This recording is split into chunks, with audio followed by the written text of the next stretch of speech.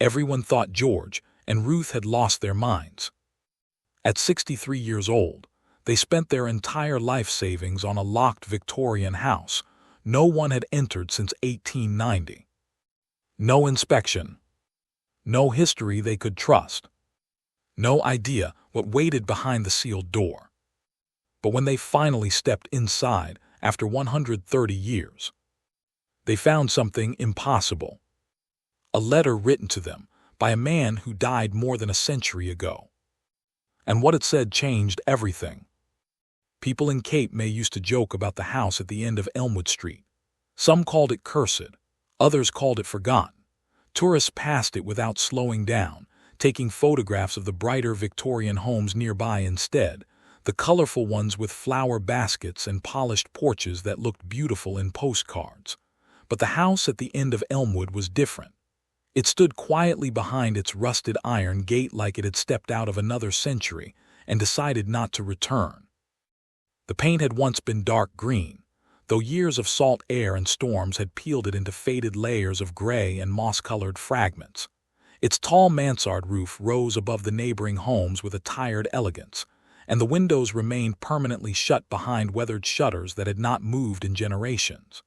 Even in summer, when Cape May overflowed with music, bicycles, tourists, and the smell of the ocean drifting through the streets, the house seemed untouched by the season around it. And every summer for 31 years, George and Ruth Calloway stopped in front of it. It had started in 1991 during their first trip to Cape May. George had parked the car near Carpenter Street after driving for hours from Flemington. Ruth still remembered the way he looked through the windshield in silence for nearly a full minute, staring at the Victorian streets glowing softly in the July sunlight. Cape May did not feel like the rest of the world. The town carried time differently. The porches were wide, the gardens carefully tended, and the homes looked lived in rather than preserved for display. Everything about the place felt intentional, as though the town had quietly refused to surrender its identity while the rest of the country rushed forward. They spent the first afternoon walking slowly through the historic district, admiring details most people never noticed. George stopped to examine old railings and porch supports. Ruth admired stained glass windows and carved trim hidden beneath climbing roses. They had always shared this fascination with old things, not because they disliked the modern world, but because they respected craftsmanship, permanence, and the patience required to create something meant to last. Then they found Elmwood Street. The road itself was quieter than the others, shaded by old trees whose branches stretched over the sidewalks like protective hands. The house appeared at the far end almost suddenly, half hidden behind overgrown hedges, and a black iron fence stained orange with rust. George slowed down first. Ruth followed his gaze. Neither of them spoke immediately. The house was clearly abandoned but not destroyed. That was what made it unsettling. It looked paused rather than ruined, like someone had left unexpectedly and intended to return within the hour. The front gate carried a faded notice attached with metal wire. Property under court order, no trespassing. The paper looked old even then. George stepped closer to the gate and rested one hand lightly against the iron bars. He peered through the weeds toward the porch where dead vines curled around the columns. "It's beautiful," Ruth whispered. And somehow it was. Not in the polished way of the other homes nearby. This beauty came from endurance, from surviving quietly while the world changed around it. The house looked lonely without appearing weak.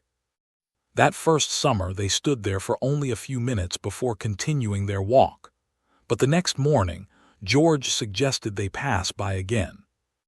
Then the morning after that. By the end of the weekend, stopping at the house had already become part of their routine. Years passed. Their children grew older. Careers became busier. Responsibilities accumulated the way they always do in ordinary lives. George continued his engineering work restoring historic structures across New Jersey, while Ruth balanced legal work and archival preservation projects with calm efficiency. Life moved steadily forward. But every summer, no matter how busy the year had been, they returned to Cape May. And every summer, they visited the house on Elmwood Street. Sometimes they stopped only for a minute while walking to breakfast. Other times they lingered at the gate for nearly half an hour, quietly studying details they had somehow missed before. One year George noticed the intricate ironwork pattern on the fence matched designs common in the 1870s. Another year Ruth realized the porch ceiling still carried traces of painted blue beneath the peeling layers. During storms, they worried about the roof. During winters, they wondered if the pipes had frozen decades earlier. They discussed the house the way other couples discuss distant relatives. Over time, the mystery surrounding it grew deeper. No lights ever appeared in the windows. No workers arrived. No signs of renovation came. The notice on the gate changed occasionally, replaced with newer copies from the county clerk's office, but the wording remained the same. Under court order. No trespassing. Always sealed. Ruth eventually began researching the property during evenings at home. She searched county records, old newspaper archives, probate notices, and preservation documents, but the information was strangely incomplete. Fragments existed, names appeared and disappeared, legal disputes stretched across decades, but no clear answer explained why the house had remained untouched for so long. The lack of answers only strengthened the strange emotional pull they felt toward it. Their children never fully understood. Caroline once laughed during a family dinner and asked, "Why are you too obsessed with that creepy house?" George smiled quietly before answering, "It deserves to be remembered." At the time, even Ruth had not fully understood what he meant. But she began noticing something over the years. George always greeted the house. Not dramatically, not jokingly. Just a small nod whenever they passed the gate. "Morning," he would murmur under his breath. The first time Ruth noticed it, she almost laughed. But then she realized she had developed her own habit too. She always looked toward the second-floor bay window before leaving, almost expecting movement behind the dusty glass. It became difficult to explain the feeling the house created. It wasn't fear. It wasn't curiosity alone. It felt personal, as though the house recognized them somehow. On their 25th summer visit to Cape May, they stood outside the gate during sunset while golden light filtered through the trees. The overgrown garden moved gently in the evening wind, and for a brief moment the house looked less abandoned than asleep. "I think it's waiting," Ruth said softly. George did not ask what she meant, because he already understood. By then they had spent decades restoring old things together in different ways. George repaired structures other people considered too damaged to save. Ruth preserved fragile records and forgotten histories that would otherwise disappear forever. Their entire marriage had been built around patience, restoration, and care. Maybe that was why the house mattered so much to them. It represented something the modern world rarely valued anymore.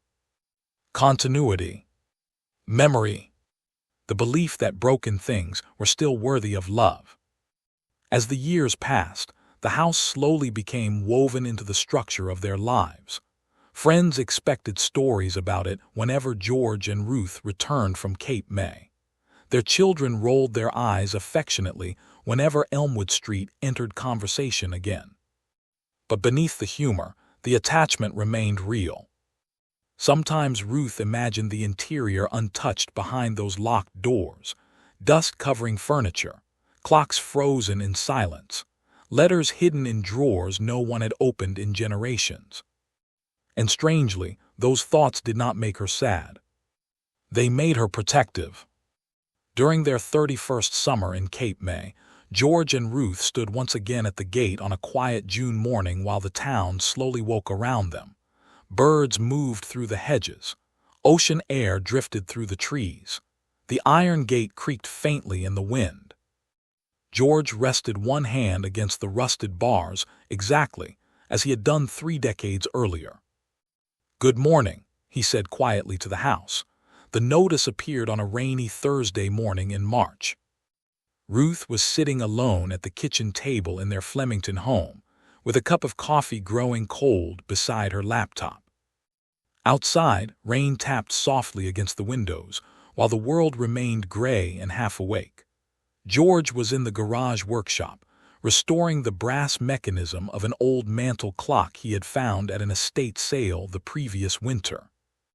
Like she did almost every morning, Ruth opened the Cape May County Herald online and slowly scrolled through the local stories. Most people skipped directly to headlines or weather updates, but Ruth had always read everything carefully, even the legal notices buried near the bottom of the page. Years of working as a paralegal had trained her to pay attention to details others ignored. That morning, one small paragraph stopped her completely. In the matter of the estate of Cornelius Ashford Whitmore, deceased. Her eyes narrowed. She sat forward. The notice continued in dry legal language, but one line changed everything. Real property known as 14 Elmwood Street, Cape May, New Jersey, to be offered at public auction. For several seconds, Ruth simply stared at the screen. She read the notice again from the beginning. Then a third time. The rain outside seemed quieter suddenly, as though the world itself had paused with her. After 130 years, the house on Elmwood Street was finally being released. No inspection permitted. Contents included. Sold as is. Auction date 6 weeks away. Ruth stood so quickly her chair scraped loudly across the kitchen floor. She walked toward the garage almost automatically, still holding the coffee mug in one hand. George looked up from the workbench as she entered. Even before she spoke, he recognized something in her expression. "What happened?" he asked. Ruth set the mug down carefully beside his tools. "The house on Elmwood is going to auction." The room fell silent. George stared at her without moving. Rain tapped steadily against the garage roof, while somewhere deeper in the house, the grandfather clock in the hallway ticked softly through the quiet. "When?" he finally asked. 6 weeks. George leaned back slowly in his chair. His hands, still holding a tiny screwdriver, rested motionless against the workbench. Most people would have reacted with excitement first. George reacted with thought. Ruth watched him carefully. She knew every expression on his face after 40 years together, and she recognized the one he wore now. It was the look he carried whenever something deeply important had just entered his life. "How much do we still have in savings?" he asked quietly. Ruth had expected the question. "Enough," she said, "if we decide to do this seriously." George nodded once. "We've always been serious." That evening they sat at the dining room table long after dinner plates had been cleared away. Between them lay notebooks, retirement statements, investment summaries, legal notes, and printed copies of the auction notice. By any practical standard, the decision made no sense. They were both 63 years old. George had retired from engineering 3 years earlier. Ruth had recently stepped away from historical archive management. They had spent decades saving carefully, responsibly, and methodically for retirement security. Now they were considering risking a large portion of those savings on an abandoned house no one had entered since 1890. A house they had never seen inside. A house potentially filled with structural damage, mold, rot, legal complications, and restoration costs impossible to predict. Every logical argument pointed toward caution. And yet neither of them could imagine letting someone else buy it. "It's ridiculous," Ruth admitted quietly. "Yes," George said. "But if we don't try..." George looked toward the dark window beside the table. "We'll regret it for the rest of our lives." The following morning, Ruth called Caroline. Their daughter answered immediately, already busy with work in Philadelphia. At first, she assumed the conversation would be ordinary. Then Ruth explained about the auction. Silence filled the line. "You're serious?" Caroline finally asked. "Yes." Another pause. "Mom, do you know how risky this sounds?" Ruth smiled slightly because the tone was exactly what she had expected. Caroline had inherited George's precision but applied it to finance instead of engineering. She trusted numbers, projections, measurable outcomes. "This isn't a vacation property," Caroline continued carefully. "This is a sealed building abandoned for over a century. There could be catastrophic structural issues." "We know." "And no inspection allowed." "Yes." Caroline exhaled sharply. "Oh my God." By that evening, she had already emailed them a detailed spreadsheet estimating possible restoration costs, tax implications, insurance complications, and projected financial risks. The document was meticulous, color-coded, and brutally honest. George reviewed every page carefully. When he finished, he nodded with genuine admiration. "She did excellent work," he said. "She's trying to protect us," Ruth replied softly. "I know." Michael reacted differently. Their son called instead of emailing. "Tell me everything," he said immediately after hearing the news. Unlike Caroline, Michael approached the situation historically rather than financially. As a university history professor, he understood exactly how rare a property like 14 Elmwood Street might be. But even he sounded cautious. "Dad, do you understand what restoring something like this could require?" George smiled faintly. "Yes." "You could spend years on it." "Yes." "And a fortune." George looked across the kitchen toward Ruth. "We know." Michael grew quiet for a moment. Then he asked softly, "Do you want my honest opinion?" "Always." "I think you've already decided." George laughed quietly because it was true. The weeks leading up to the auction became strangely emotional. Friends reacted exactly as expected. Some thought the idea romantic but foolish. Others openly questioned whether George and Ruth were making a dangerous late-life mistake driven by nostalgia. One neighbor asked bluntly, "Why would you throw your retirement into a haunted house?" George answered calmly, "Because some things are worth restoring." Even their financial advisor struggled to hide concern during their meeting in Princeton.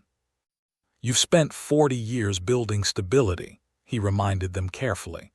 "I just want to make sure emotion isn't overpowering judgment." George appreciated the concern because it came from kindness. But the advisor misunderstood something important. This was not impulsive emotion.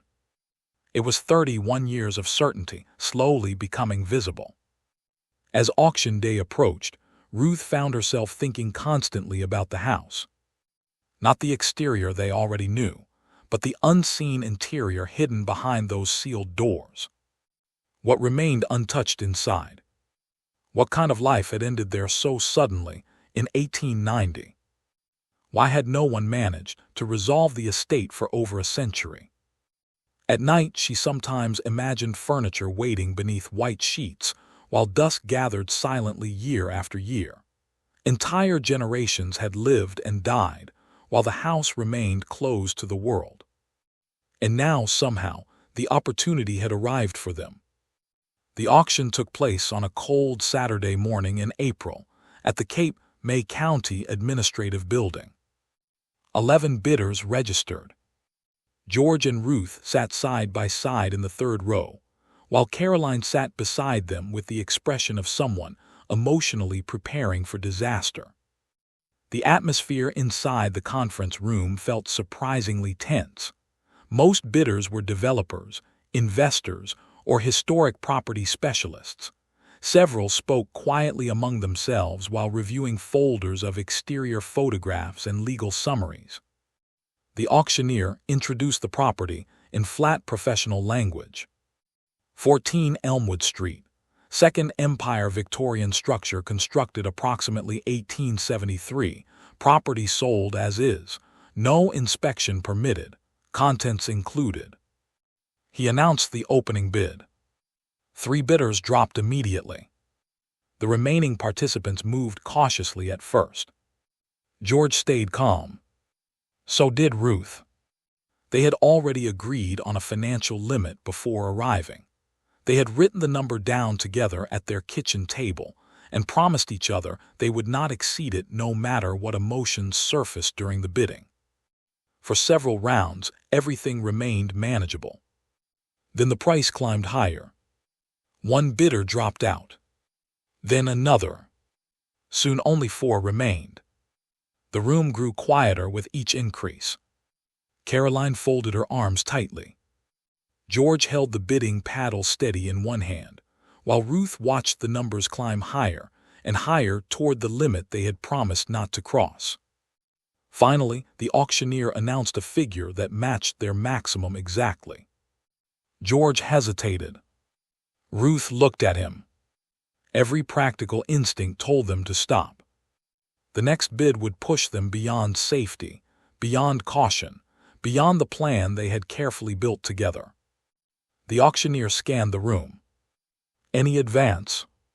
A developer near the front raised his paddle immediately. The number rose again. George lowered his eyes briefly toward the paper in his hand, where their limit remained written in Ruth's handwriting. Then he lifted the paddle. Caroline closed her eyes. The bidding continued. 1 more round. Then another. Every increase tightened the room further. At last only George and 1 final bidder remained. The auctioneer called the next number. Silence.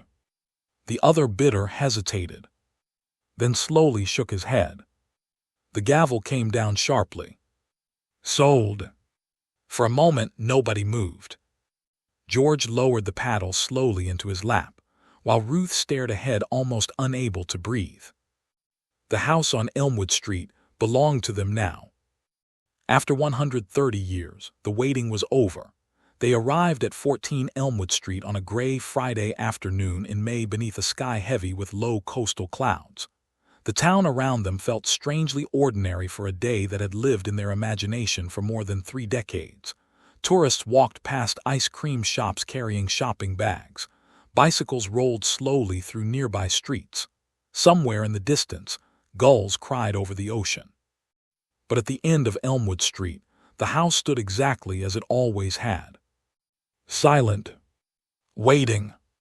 George parked carefully along the curb, and for several seconds nobody stepped out of the car. Ruth sat holding the manila envelope the county clerk had handed them after closing that morning.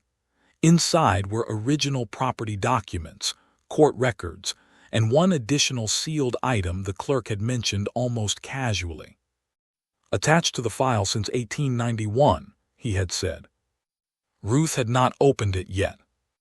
It felt wrong to do so anywhere except here. Caroline stood outside first, arms folded against the chilly wind as she looked toward the gate with an expression caught somewhere between anxiety and disbelief. Patrick, the structural engineer George had hired to inspect the property after entry, unloaded equipment from the trunk quietly, careful not to interrupt the strange atmosphere settling over the group. George finally stepped out holding the key. It was larger than modern keys, heavy and darkened with age, cold against his palm, a front door key from another century. For a moment he simply stared at the house. 31 summers. 31 years of wondering what waited behind those windows. Now the answer sat only a few feet away. George walked slowly toward the gate. The rusted iron trembled slightly when he inserted the key into the old lock. Metal scraped against metal with a deep grinding sound, stiff from decades without movement. Then, suddenly, the mechanism released. The gate swung inward with a long, aching creak. Ruth felt chills move across her arms. Even the air beyond the fence smelled different somehow. Damp earth, salt air, old leaves, time itself. The brick pathway beneath the weeds slowly revealed itself as they walked toward the porch. Patrick crouched briefly near the ground, brushing aside overgrowth. Original herringbone brickwork, he murmured with professional surprise. Still intact. George barely heard him. His eyes remained fixed on the front door. The porch steps groaned softly beneath their weight but held firm. The old columns still stood despite years of storms and neglect. Above them, traces of faded blue paint remained visible beneath peeling layers of age. George reached the door first. For one long moment nobody moved. Then Ruth spoke quietly beside him. 31 summers. George nodded once. He slid the key into the lock. At first nothing happened. Then slowly, heavily, the ancient tumblers shifted. A deep metallic click echoed inside the house. George pushed gently. The door opened inward. The smell emerged first. Not rot. Not decay. Something older. Dust, wood, paper, plaster, extinguished fireplaces, trapped air untouched for generations. The scent of a sealed life waiting in darkness. Nobody crossed the threshold immediately. Thin beams of afternoon light slipped through cracks in the shutters, stretching pale bars across the entrance hall floor. Dust floated slowly through the light like suspended ash. Everything inside remained still. Not abandoned. Paused. The hallway unfolded before them in dim silence. Wide plank pine floors stretched beneath layers of dust but remained intact. The staircase curved upward along the wall with elegant craftsmanship untouched by modern renovation. A small hall table stood near the entrance beneath a cloth faded nearly gray with time. Ruth stepped forward first. Her footsteps sounded unnaturally loud. She reached the table slowly and lifted the cloth with careful hands. Beneath it sat a tarnished candlestick, several unopened letters, and a framed photograph lying face down. Ruth picked it up carefully. Dust coated the glass. She wiped it gently with her sleeve.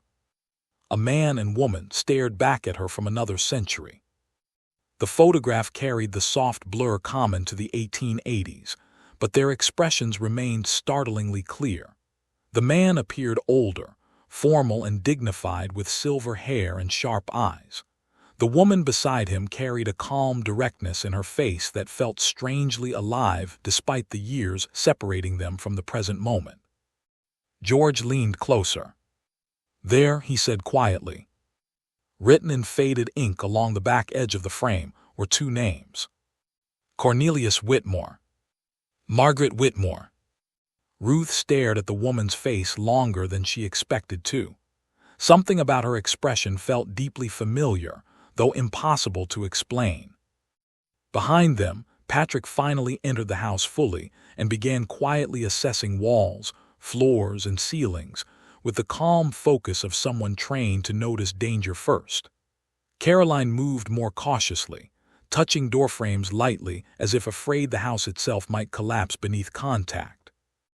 Room by room they explored. The parlor remained almost perfectly preserved beneath dust-covered sheets.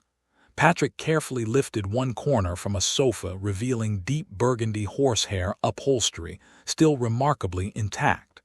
Matching chairs stood nearby beside a writing desk, whose leather surface remained smooth beneath the grime. The dining room looked even stranger. The table remained set. Plates, silverware, crystal glasses. Everything positioned exactly, as though dinner guests might return at any moment.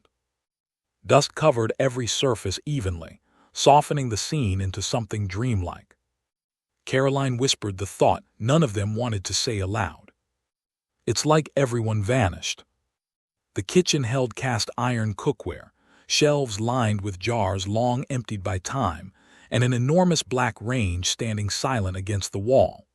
Upstairs, bedrooms remained fully furnished beneath protective covers. Clothing still hung inside wardrobes. Hairbrushes rested atop dressers beside yellowed books and silver-framed portraits. The entire house felt suspended between centuries. But the study changed everything. George opened the door slowly. The room smelled strongly of old paper and leather. Tall bookshelves lined the walls from floor to ceiling. Heavy curtains blocked most of the afternoon light, while a large mahogany desk sat near the window exactly as though its owner had stepped away moments earlier. And at the center of the desk rested a sealed letter. Patrick immediately understood the moment did not belong to him. Without speaking, he quietly stepped back into the hallway. George approached the desk slowly beside Ruth. The envelope remained perfectly preserved beneath a thin layer of dust.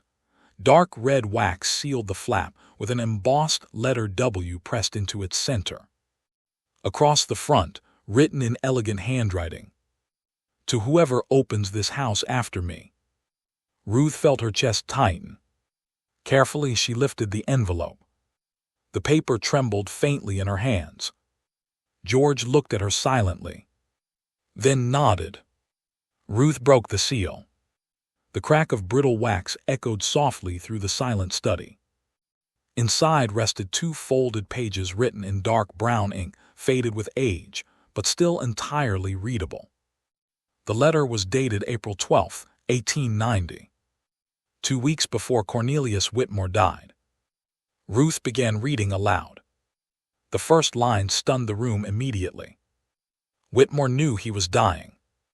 He wrote with calm certainty, direct and unembellished, like a man with no remaining interest in pretending otherwise. He explained that disputes over his estate would likely seal the property for years after his death, perhaps decades. What none of them expected was the emotional clarity of what followed. Whitmore did not write about wealth. He wrote about the house, about why he built it, about Margaret.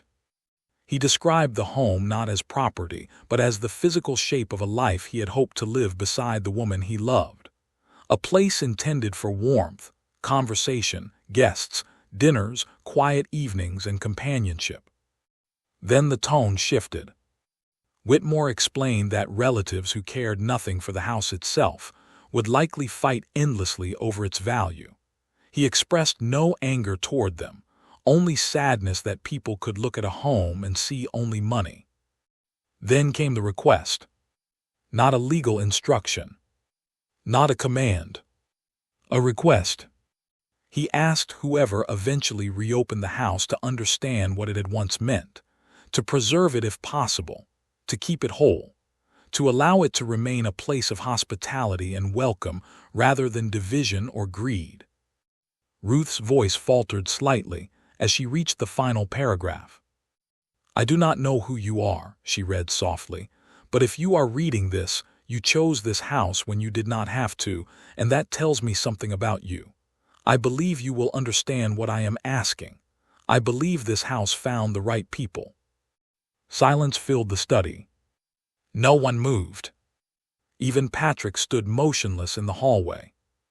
Ruth lowered the pages slowly. Her eyes filled before she realized it. George stared at the desk quietly, one hand resting against its worn edge. For 31 years, they had believed something impossible, without ever fully saying it aloud. And now a dead man from 1890 had written it directly to them. The restoration began quietly. No grand announcement, no press coverage, no dramatic unveiling of architectural plans. Just George and Ruth arriving at the house each morning with notebooks, measuring tape, coffee and paper cups, and the patient understanding that bringing something back to life required time. The first weeks were spent simply learning the house. George approached it the way he had approached every major engineering project during his career, carefully, methodically, and with deep respect for the structure itself.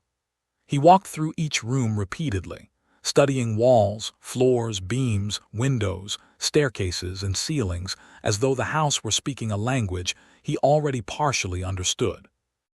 Patrick's structural report had been better than expected, though still daunting. The foundation remained solid. Most of the framing was intact. The roof had leaked in several places over the decades, damaging portions of the upper ceilings, but miraculously the main structure had survived. The house had not been protected by luck alone. It had been built exceptionally well from the beginning.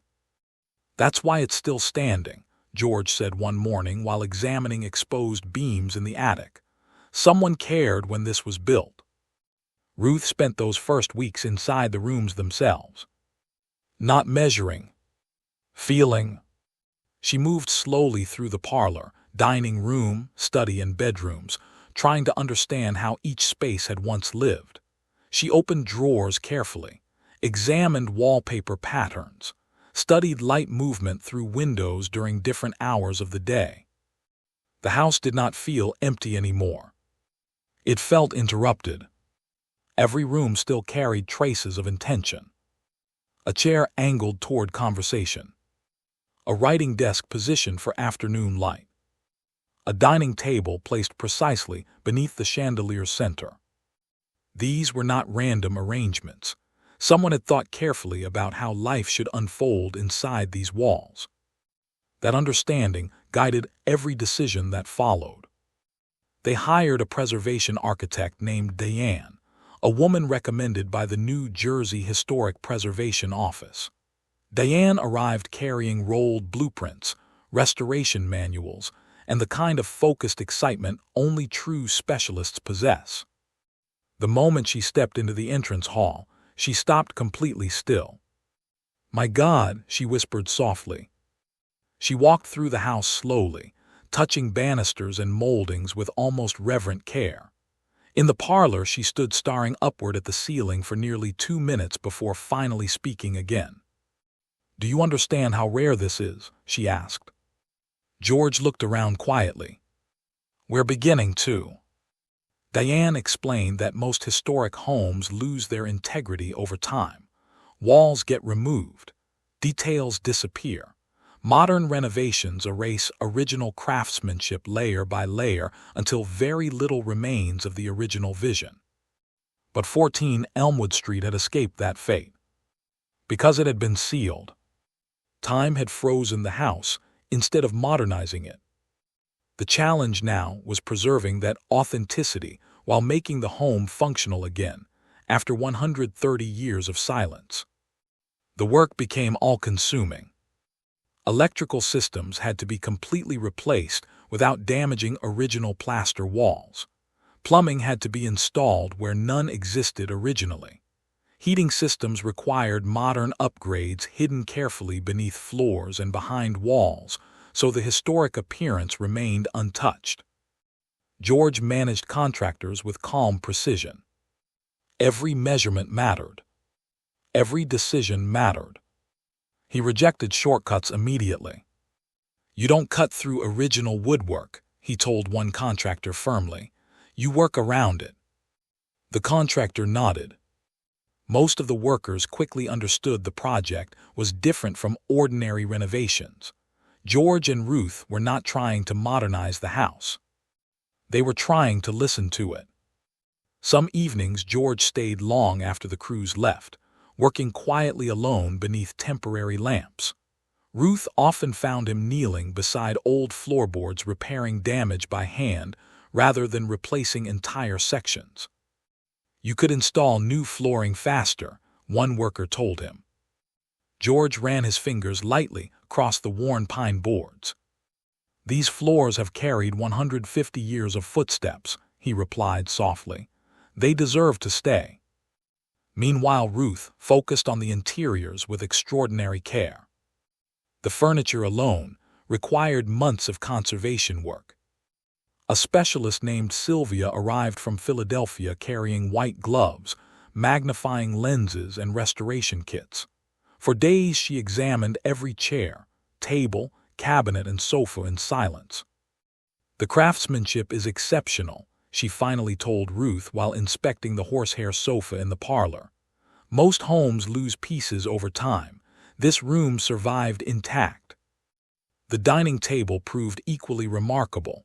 Solid mahogany beneath decades of dust, minor veneer damage, structurally perfect.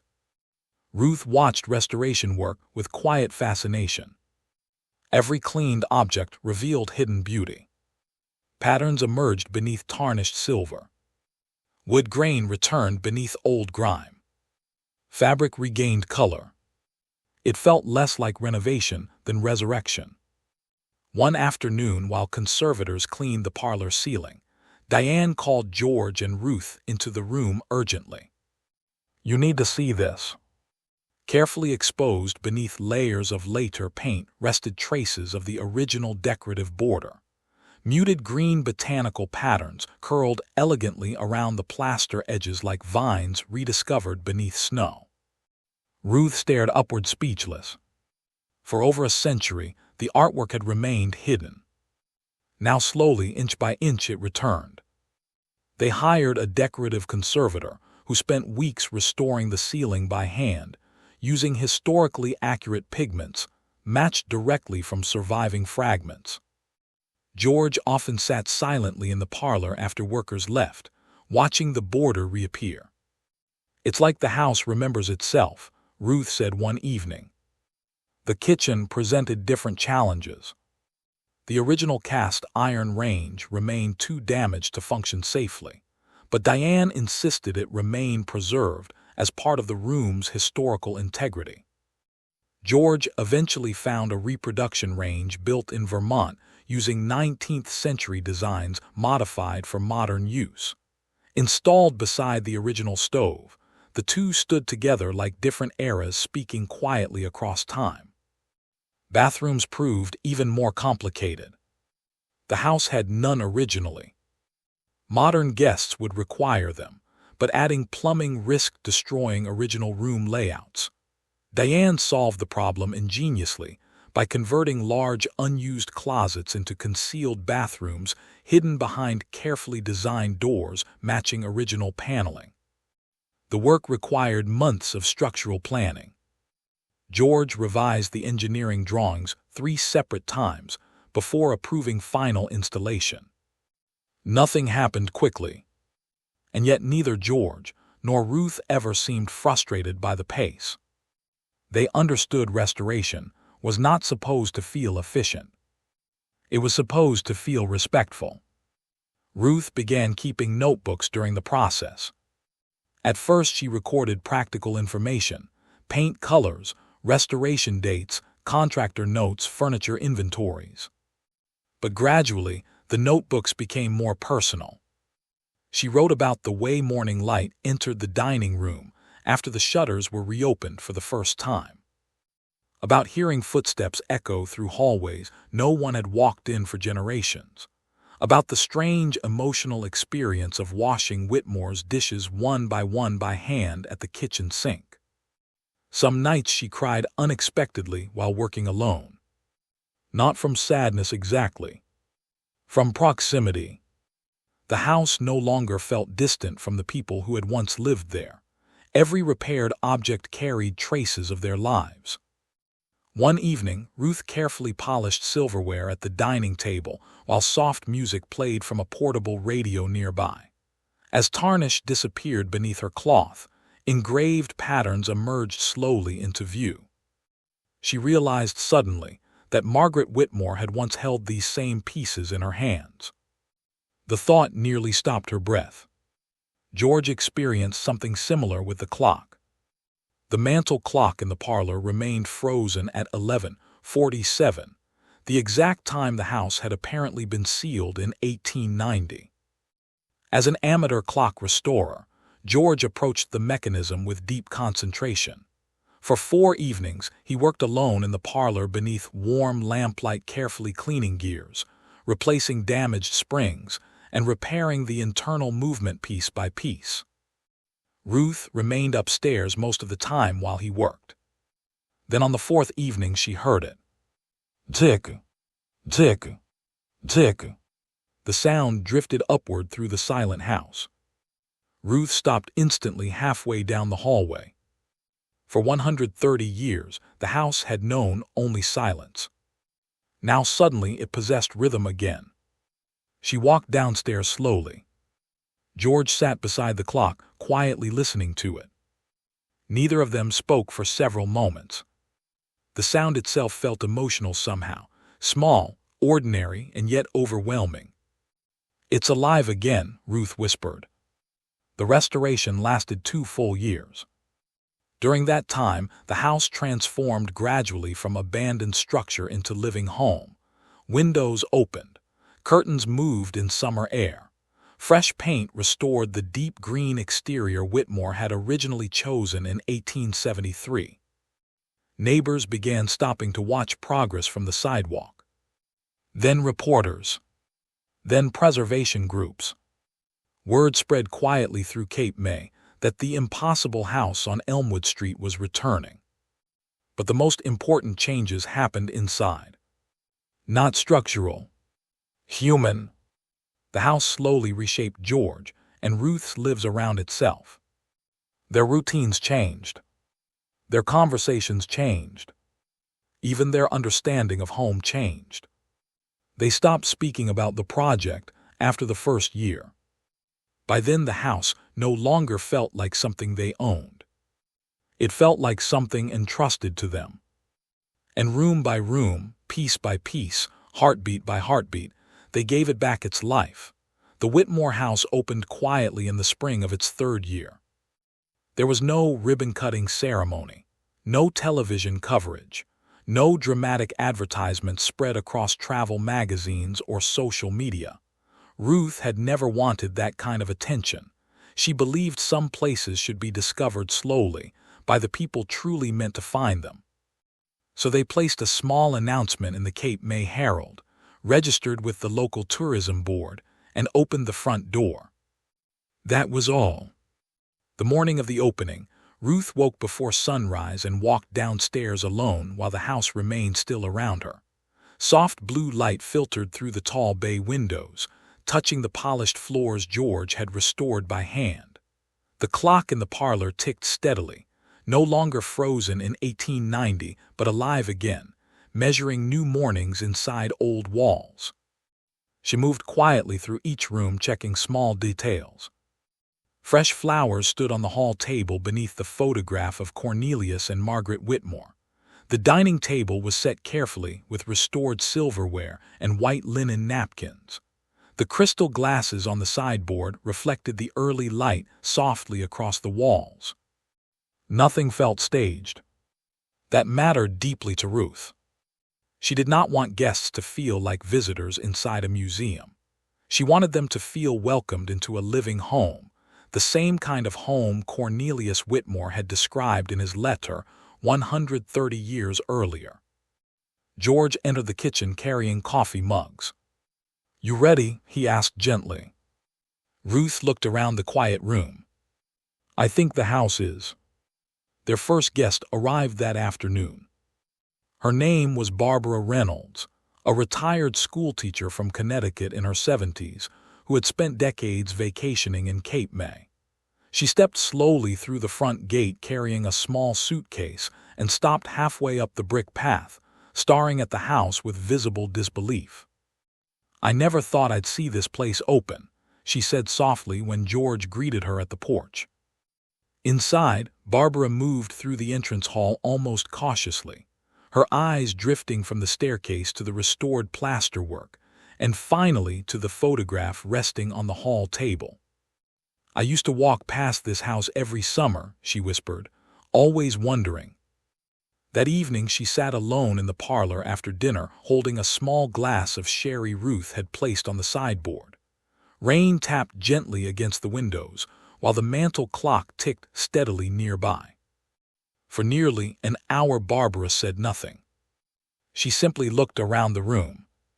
Finally she turned toward Ruth with tears shining faintly in her eyes. "This room feels different," she said quietly. Ruth smiled softly. "How?" Barbara searched for the right words. "It feels loved." That single sentence stayed with Ruth for weeks. More guests followed. Not crowds. The right people. Word spread slowly through conversations. handwritten recommendations, and quiet mentions between travelers who valued places with history and soul rather than luxury alone. Guests arrived carrying something invisible with them: exhaustion, loneliness, grief, restlessness, and somehow the house seemed to soften those things. A retired architect from Boston spent nearly an entire evening standing silently beneath the restored ceiling border in the parlor. He traced the air gently with one hand, as though studying proportions invisible to others. Before leaving the next morning, he placed a handwritten note beside Ruth's coffee cup. "This is what buildings are supposed to do," it read. A couple married for 50 years stayed during autumn and spent hours sitting on the front porch after dark speaking quietly about their lives together. On their final morning, the husband shook George's hand firmly before leaving. "You gave this house back its dignity," he said. But George understood something important by then. The house was giving something back to people too. Time moved differently inside the Whitmore house. Guests noticed it almost immediately. Phones remained forgotten in pockets. Conversations lasted longer. People lingered after breakfast rather than rushing toward schedules. Some guests spent entire afternoons reading quietly in the parlor while sunlight drifted slowly across the original pine floors. The house encouraged presence. That was its gift.